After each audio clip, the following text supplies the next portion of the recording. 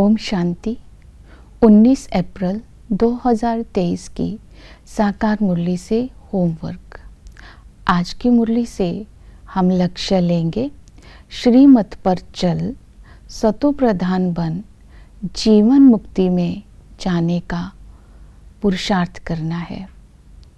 जीवन मुक्ति अर्थात जहाँ पवित्रता है, जहाँ माया नहीं है, जीवन में रहते हुए सर्व बंधनों से मुक्त है।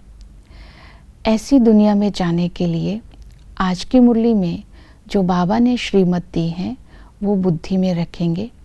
पहली श्रीमत बाबा ने दी पवित्रता की। बाबा ने कहा, काम महाशत्रु है, इसको जीतो। विकार में जाने से 21 जन्म की राजाई नहीं मिल सकती। विकार में जाने से धारणा नहीं हो सकती, इसलिए अभी पवित्र बनना है। तो आज सारा दिन चेक करेंगे, ब्रह्मचर्या के साथ मैं ब्रह्मचारी कहाँ तक बना हूँ। केवल ब्रह्मचर्या का पालन ही नहीं, संस्कारों की भी पवित्रता चाहिए, स्वभाव की भी पवित्रता चाहिए, संबंधों की भी पवित्रता चाहिए। इसके लिए दूसरा पॉइंट आज बाबा ने बताया, कुसंग से अपनी संभाल करनी है। बाबा ने कहा, पढ़ाई पढ़ते पढ़ते किसी के साथ दिल लग जाती है तो पढ़ाई को छोड़ देते हैं। तो इसी तरह इस कुसंग से अपनी संभाल करनी है, क्योंकि ये पढ़ाई पढ़कर विश्व का मालिक बनने का चांस, इस पढ़ाई पढ़कर ऊंच पद पाने का चांस कल्प में केवल एक ही बार मिलता है, फिर नहीं मिलेगा। इसलिए किसी भी प्रकार का कुसंग हो, चाहे बुरे संकल्पों का हो, चाहे बुरे साधनों का हो या व्यक्ति का हो, कोई भी पुराने स्वभाव संस्कार का हो, उससे अपनी संभाल करनी है। तीसरा बाबा ने बेहद का वैराग्य दिलाया।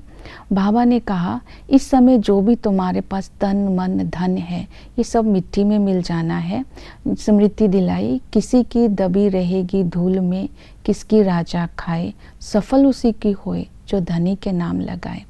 तो वैराग्य दिलाते हुए तो बाबा ने पवित्रता की धारणा का अटेंशन दिलवाया कि निश्चय रखो कि अभी घोर अंधेरा है, सब आत्माएं वापिस घर जाएंगी।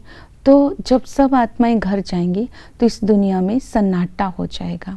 अगर हमें वैराग्य आएगा, भविष्य की स्मृति आएगी प्राप्ति की, तो पवित्रता की धारणा करना सहज हो जाएगा। तीसरा, योग बल से पवित्रता की धारणा हो सकती है। बाबा ने कहा कि योग बल से तुम्हें विकर्मा जीत बनना है।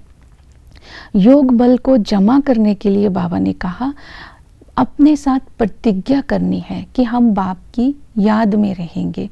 तो याद करने की जो विधि बताई, बाबा ने कहा घर की स्मृति, अभी स्वीट होम चलना है।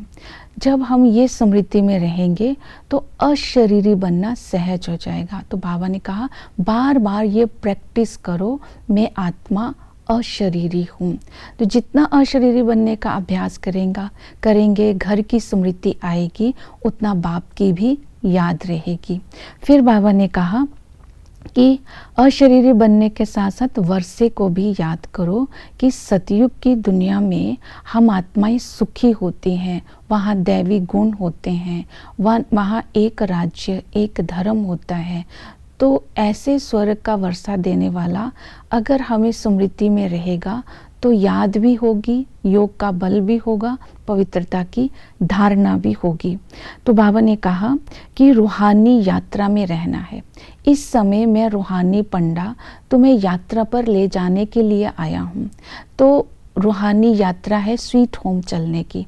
उसके लिए बाबा ने कहा कि आत्मा का और परमात्मा का यथार्थ परिचय चाहिए कि मैं आत्मा स्टार हूँ, बाबा भी स्टार है, बिंदु बनकर बिंदु के साथ घर जाना है। हम आत्माएं 84 जन्म लेती हैं, पुनर्जन्म लेती हैं, परमात्मा पुनर्जन्म रहित है।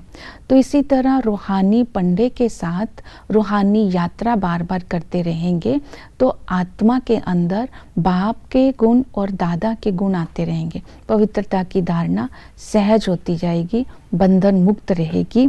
और फिर अपने अंदर ज्ञान का बल जमा करना है। बाबा ने कहा तुम्हें लाइट हाउस बन करके अपने अंदर चिंतन करना है कि इस समय हम लाइट हाउस हैं, तो ज्ञान का बल जितना होगा उतना योग का बल भी होगा।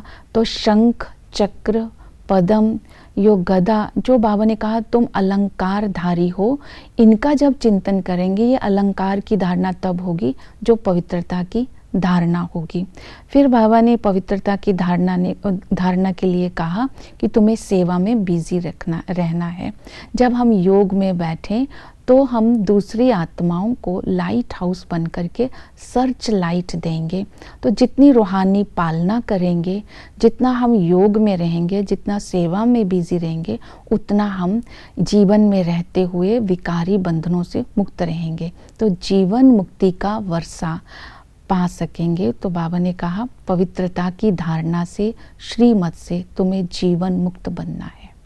ओम शांति।